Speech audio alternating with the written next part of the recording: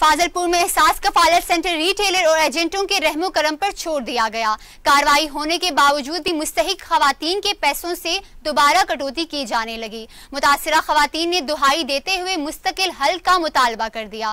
مزید بتا رہے ہیں چودھری ارشاد اپنی اس رپورٹ میں۔